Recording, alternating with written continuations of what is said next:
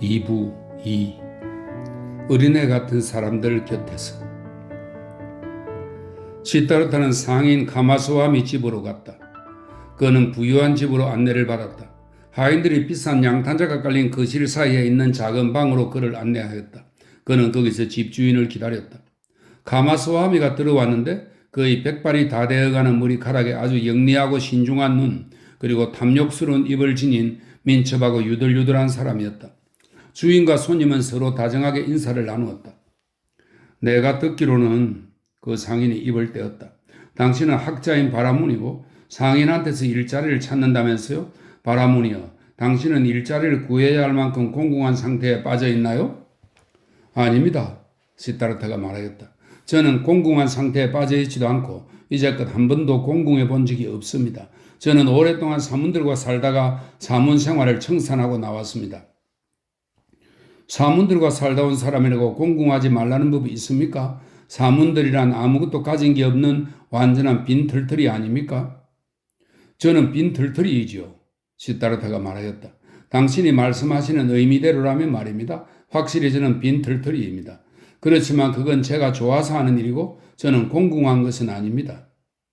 그런데 당신이 빈털터리라면 무엇으로 살아가실 작정이요? 저는 아직까지 한 번도 그 문제를 생각해 본 적이 없습니다. 나으리, 저는 3년 이상을 아무것도 가진 것 없이 살아왔습니다. 그리고 제가 무엇을 먹고 살아가야 할지 그런 것에 대해서는 단 한 번도 생각해 본 적이 없습니다. 그렇다면 당신은 다른 사람의 소유물로 살아오셨군요? 어쩌면 그렇다고 할 수도 있겠군요. 그렇지만 사실 상인도 다른 사람들의 물건으로 살아갑니다. 그럴듯한 말씀입니다. 그렇지만 상인은 남의 물건을 거저 얻는 것은 아니죠. 그는 그 대가로 다른 사람에게 자기 물건을 주지요. 사실상 사람 사는 실정이라는 것이 그런 것 같군요. 누구나 서로 주고받는 것, 인생이란 그런 것이죠. 하지만 신뢰가 될지도 모르니 한 가지 물어도 될까요? 당신은 빈털터리인데 도대체 무엇을 주겠다는 것이요? 누구나 자기가 갖고 있는 것을 주지요. 전사는 힘을 주고 상인은 상품을 주고 선생은 가르침을, 농부는 쌀을, 그리고 어부는 물고기를 주지요. 아주 지당한 말이요. 그런데 당신이 줄 수 있는 것은 무엇이죠? 당신이 배운 것, 당신이 할 수 있는 것이 도대체 무엇이죠? 저는 사색할 줄 압니다. 저는 기다릴 줄 압니다. 저는 단식할 줄 압니다. 그게 전부인가요? 저는 그게 전부라고 생각합니다. 그런데 그게 무슨 쓸모가 있죠? 근데 단식 같은 거 말인데요. 그게 무엇에 좋지요? 나으리, 그것은 아주 좋습니다. 단식은 먹을 것이 떨어졌을 때 인간이 할 수 있는 가장 현명한 방법이죠. 근데 시타르타가 단식하는 법을 배우지 않았다면 당신한테서 아니면 다른 데서라도 오늘 당장 아무 일자리가 넣지 않으면 안 되었을 것입니다. 배가 고파 그렇게 하지 않을 수 없게 될 테니까요. 그렇지만 시타르타는 이렇게 태연하게 기다릴 수 있으며 초조해하지도 않고 공공해하지도 않으며 설령 굶주림에 오래 시달릴지라도 웃어넘길 수 있습니다. 나으리, 단식이란 그런 데에 아주 좋은 것입니다. 당신 말이 옳아요. 사문양반, 잠깐 기다려봐요. 카마스와미는 밖으로 나갔다가 두루마리 하나를 가지고 와서 들어와 그것을 손님에게 건네주며 이것을 읽을 수 있어? 하고 물었다. 시타르타는 매매 계약서가 적혀있는 그 두루마리를 살펴보더니 그 내용을 낭독하기 시작하였다. 훌륭합니다. 카마스와미가 말하였다. 그러면 이 종이 위에 나를 위해 몇 자 좀 써주겠소? 그가 종이와 붓을 주자 시타르타는 글을 써서 그 종이를 되돌려 주었다. 카마스와미는 그 내용을 읽어보았다. 글을 쓰는 것은 좋은 일이고 사색하는 것은 더 좋은 일이다. 지혜로운 것은 좋은 일이고 참는 것은 더 좋은 일이다. 당신은 정말로 훌륭하게 글을 쓸 수 있는 능력을 지녔군요. 상인은 칭찬하였다. 우리가 서로 나눌 이야기가 많이 있을 것이요. 오늘은 이쯤에 두고 우리 집의 손님으로 이 집에 기거하면 좋겠군요. 시타르타는 고맙게 그 부탁을 받아들여 그 상인의 집에 기거하게 되었다. 옷과 신발이 그에게 제공되었으며 하인 한 명이 매일 그를 위해 목욕 준비를 하였다. 하루에 2번씩 풍성한 식사가 나왔다. 하지만 시타르타는 하루에 한 끼만 식사를 하였으며 고기도 먹지 않았고 술도 마시지 않았다. 카마스와미는 그에게 자기 사업 이야기를 해주었고 그에게 상품과 창고를 보여주었으며 상품의 특색을 나타내는 갖가지 상표를 보여주었다. 시타르타는 새로운 것을 많이 알게 되었으며 많이 듣고 적게 말하였다. 그리고 카말라가 한 말을 잊지 않고서 결코 그 상인에게 종속당하지 않았으며 그 상인이 부득이 자기를 동등하게 대우할 수밖에 없게끔, 아니 사실은 그 이상으로 대우할 수밖에 없게끔 만들었다. 카마소아미는 자기 사업을 꼼꼼하게 때로는 정열적으로 이끌어 나갔다. 그러나 시타르타는 이 모든 것을 마치 유의 같은 것으로 여겼다. 따라서 비록 그가 그 유의의 규칙을 정확하게 배우려고 애쓰기는 하였지만 그 유의의 내용이 그의 마음에 감동을 불러일으키지는 못하였다. 시타르타는 카마소아미의 집에 들어간 지 얼마 지나지 않아 벌써 집주인의 사업에 끼어들게 되었다. 그러나 날마다 그는 아름다운 카말라가 일러준 시간에 아름다운 옷을 입고 멋진 신발을 신고서 그녀를 찾아갔으며 얼마 지나지 않아 그녀에게 선물까지 갖다 주게 되었다. 그녀의 붉고 영리한 입은 그에게 많은 것을 가르쳐 주었다. 그녀의 섬세하고 유연한 손은 그에게 많은 것을 가르쳐 주었다. 사랑에는 아직도 여전히 어린아이에 불과한 그에게 맹목적이고도 물릴 줄을 모르는 채 마치 바닥이 없는 10년 속으로 뛰어들듯 쾌락의 늪속으로 뛰어드는 그에게 그녀는 근본부터 다음과 같은 내용을 가르쳐 주었다. 사람은 누구나 쾌락을 주지 않고서는 받을 수 없으며 몸짓 하나하나, 어루만짐 하나하나, 접촉 하나하나, 눈길 하나하나가 모두 제각기 비밀을 지니고 있으며 인체의 아무리 사소한 부분이라 하더라도 각기 나름대로 비밀을 지니고 있다는 것. 그리고 그 비밀은 자극받아 깨어나면 그 비밀을 아는 사람에게 아무 때라도 행복감을 안겨줄 준비가 되어 있다는 것이었다. 그리고 사랑하는 사람들끼리는 사랑의 잔치가 끝난 후 서로가 상대방에게 경탄을 불러일으키지 못한 채로, 그리고 똑같이 정복당하고 정복하였다는 감정을 갖지 못한 채로 불만스러운 상태로 헤어짐으로써 둘 중 어느 한쪽이라도 질렸다든가 허전하다든가 하는 마음이 생기거나 상대방을 강제로 범했다든가 상대방에게 강제로 당하였다는 나쁜 감정이 생기는 일이 없도록 해야 한다는 것도 가르쳤다. 그는 이 아름답고 영리한 여자 예술가 곁에서 황홀한 시간들을 보냈으며 그녀의 제자가 되었고 그녀의 애인 겸 친구가 되었다. 그가 살아가는 현재 생활의 가치와 의의는 카말라한테 있는 것이었지 카마스와미의 장사에 있는 것은 아니었다. 그 상인은 중요한 서류와 계약서 작성을 그에게 맡겼으며 모든 주요 용건들을 그와 상의하는 것이 습관이 되었다. 얼마 지나지 않아 그 상인은 시타르타가 쌀이나 면, 선박 운송이나 무역에 관해서는 별로 아는 것이 없지만 그의 손이 행운을 가져다주는 손이라는 것을, 그리고 그가 침착함이나 마음의 안정면에서는 낯선 사람의 말에 귀를 기울이다든가 마음을 꿰뚫어 본다든가 하는 기술 면에서는 자기를 훨씬 능가하고 있다는 것을 알게 되었다. 그 바라무는 그는 한 친구에게 말하였다. 진짜 상인도 아니고 결코 진짜 상인이 되지도 않을 거야. 그의 영혼이 정열적으로 사업에 몰두한 적이 한 번도 없거든. 그러나 그가 좋은 별자리를 타고 태어나서인지 마술을 부려서인지 사람들한테 그 무엇인가를 배워서인지는 몰라도 아무튼 그는 가만히 있어도 저절로 성공하는 그런 부류의 사람들이 지니는 비밀을 지니고 있어. 언제나 그는 사업을 단지 장난하듯이 하는 것처럼 보이네. 그는 한 번도 사업에 몰두한 적이 없으며 한 번도 그는 실패를 두려워해 본 적이 없으며 한 번도 손해보는 것을 걱정한 적이 없네. 그 말을 듣고 친구가 상인에게 이렇게 충고하였다. 그가 자네를 위해 하고 있는 그 사업에서 나오는 이익의 3분의 1을 그에게 주게. 그렇지만 손해가 나게 되면 그 손해의 3분의 1을 그에게 변상하도록 해보게. 그러면 그가 더욱더 열성을 보이게 될 거네. 카마스와미는 그 충고를 따랐다. 그러나 시타르트는 그런 것에 별로 신경 쓰지 않았다. 이익이 생기면 듬듬하게 받아들였고 손해가 생기면 웃으면서 그래 이번에는 일이 잘못 풀렸군 하고 말하는 것이 고작이었다. 사실 그는 사업은 아무래도 상관없다는 투였다. 그가 언젠가 한 번은 수학기에 쌀을 다량으로 구매하기 위하여 시골 마을로 출장을 떠난 적이 있었다. 그러나 그가 그곳에 도착하였을 때는 이미 쌀이 다른 상인에게 팔려버리고 난 후였다. 그럼에도 불구하고 그는 며칠 동안 그 마을에 머무르면서 농부들에게 향응을 베풀기도 하고 아이들에게는 동전을 나누어 주기도 하고 결혼식이 있으면 그 자리에 참석하여 함께 축하해 주기도 하며 보내다가 아주 만족하여 출장에서 돌아왔다. 가마스와미는 그가 진작 돌아오지 않았다고 돈과 시간을 쓸데없이 낭비하였다고 비난을 해댔다. 그러자 시타르타는 이렇게 대꾸하였다. 이보세요. 제발 그만 좀 나무라세요. 나무란다고 어떤 일이 제대로 된 적은 없지 않습니까?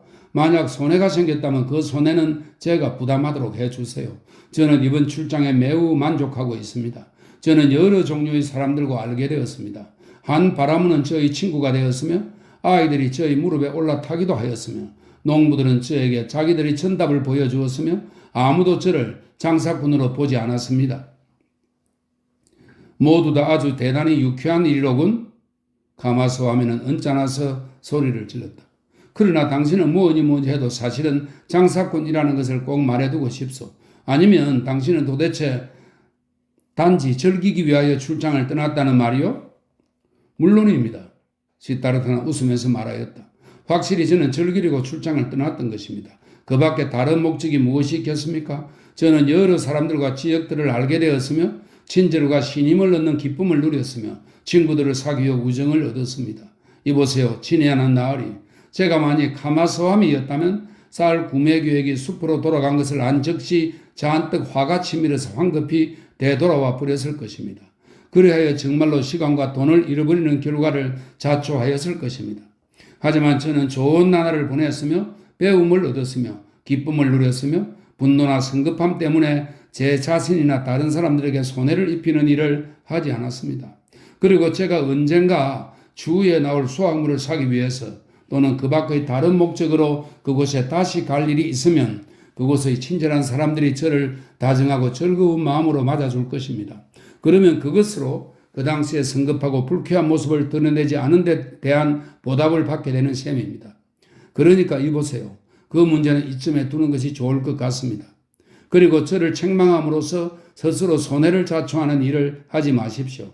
당신이 만약 저 시타르타라는 작자가 나한테 손해를 입히고 있다고 생각하는 날이 오면 저에게 그렇다고 한마디만 말씀해 주십시오. 그러면 시타르타는 자신의 길을 갈 것입니다. 그러나 그때까지는 우리 서로 간에 불만을 갖지 않도록 합시다. 시타르타가 가마스와미 자기의 빵을 얻어먹고 있다는 사실을 시타르타에게 납득시키려고 하였던 그 상인의 시도도 이렇게 하여 헛사가 되고 말았다. 시타르타는 자기 자신의 빵을 먹고 있었으며 아니 그보다는 오히려 그들 두 사람은 다른 사람들의 빵을 모든 사람들의 빵을 먹고 있었다. 시타르타는 한 번도 가마스와미가 걱정하는 문제에 귀 기울이지 않았다. 그런데 가마스와미는 걱정거리가 많았다.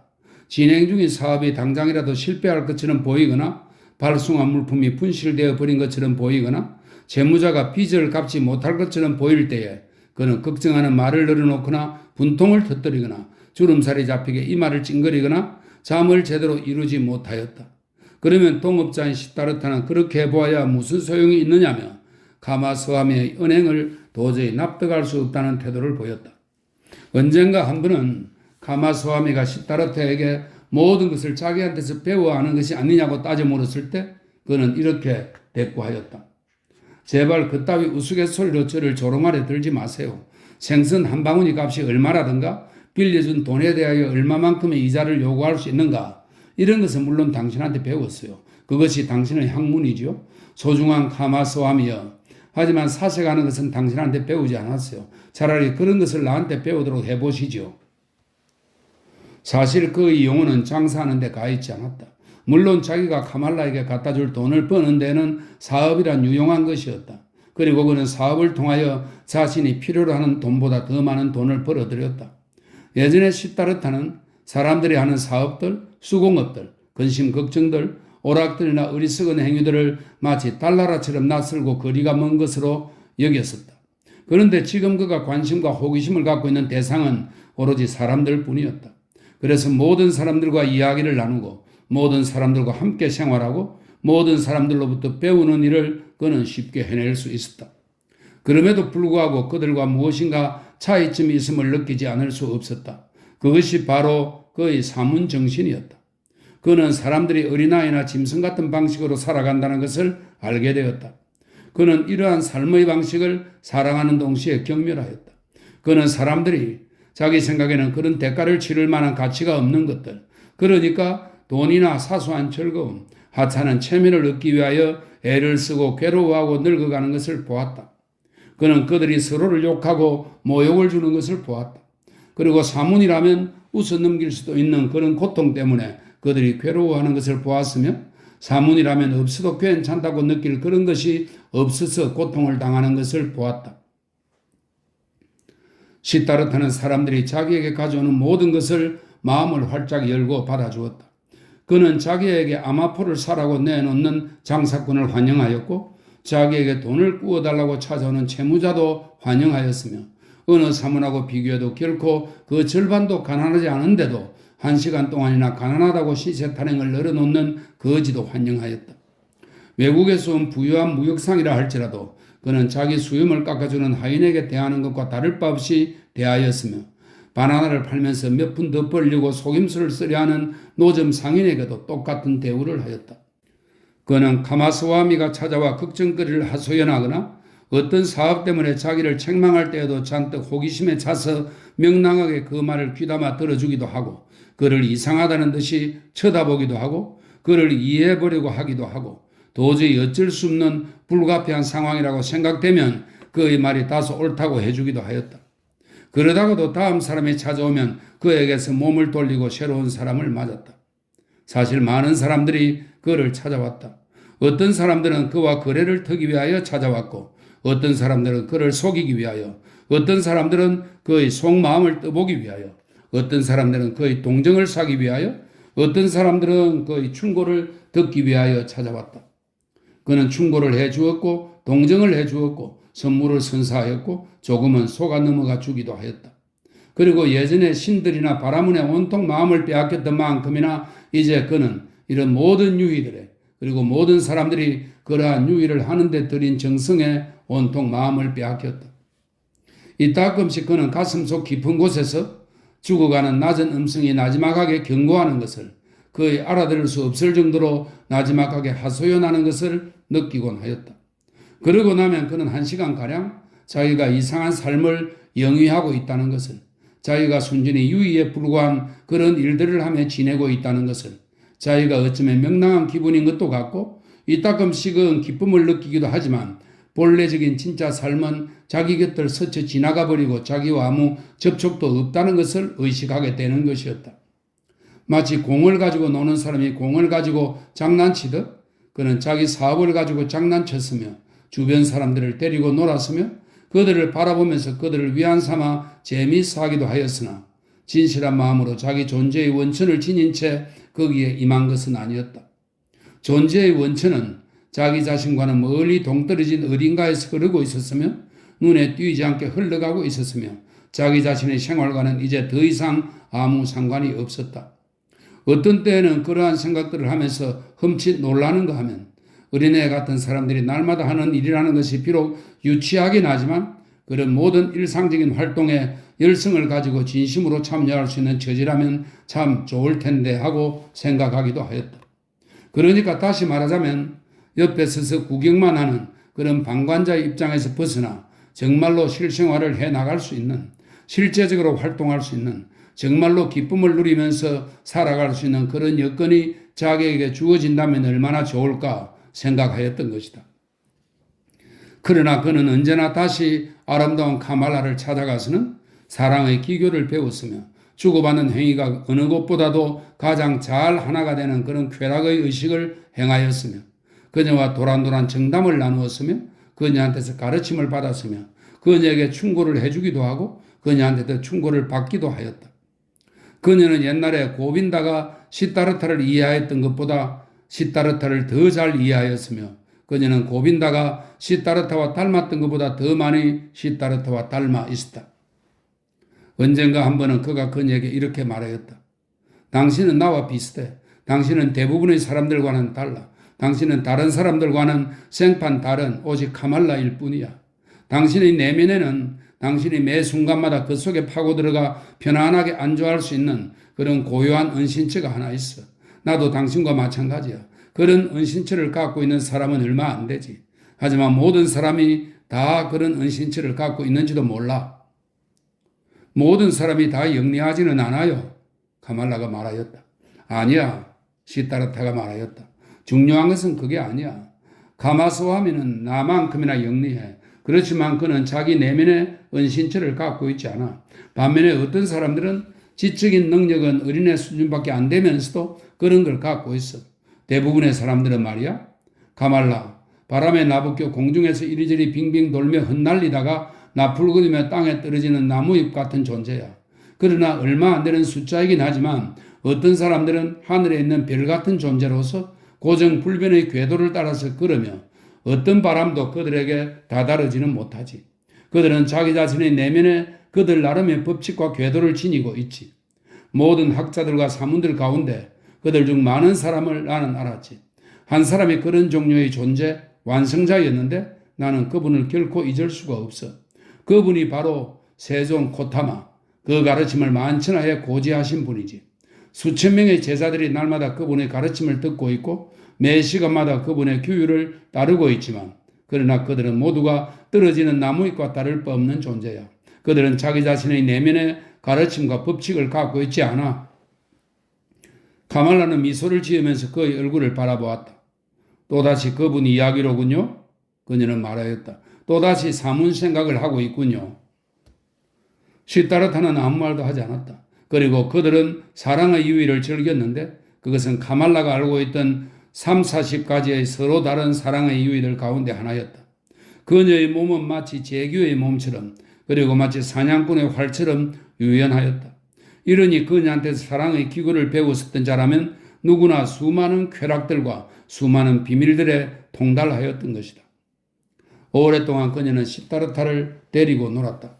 그녀는 그를 유혹하기도 하고 되짜놓듯 그를 밀쳐내기도 하고 자기가 원하는 대로 할 수밖에 없도록 그에게 강요하기도 하고 그를 부둥켜 안기도 하면서 마침내 그가 완전히 정복당하여 기운이 다 빠진 채 그녀 곁에 내어 휴식을 취할 때까지 그의 능숙한 솜씨를 실컷 즐겼다. 그 창부는 시타르타의 몸 위에 몸을 구부리고 그의 얼굴을 그리고 피로에 지친 그의 두 눈을 찬찬히 들여다보았다. 당신은 내가 만난 사람 중에서 그녀는 생각에 깊이 잠겨 이렇게 말하였다. 최고의 연애 대장이에요. 당신은 다른 사람들보다 더 힘이 세고 더 유연하고 더 자발적이에요. 시타르타, 당신은 나의 방중수를 잘 배웠어요. 언젠가 내가 나이가 더 들게 되면 당신 아이를 갖고 싶어요. 내 마음은 이런데 서방님, 당신은 결국 사문으로 머물러 있었어요. 내 마음은 이런데 당신은 나를 사랑하지 않아요. 당신은 아무도 사랑하지 않아요. 그렇지 않은가요? 어쩌면 그럴지도 모르겠군. 시타르타는 피곤해 지쳐 말했다. 나는 당신과 마찬가지니까. 당신도 사랑이란 것을 하지 않잖아. 그렇지 않다면 어떻게 사랑을 하나의 기술로서 행할 수가 있겠어? 우리 같은 부류의 인간들은 아마도 사랑이란 것을 할 수 없을 거야. 어린애 같은 사람들은 사랑을 할 수 있지.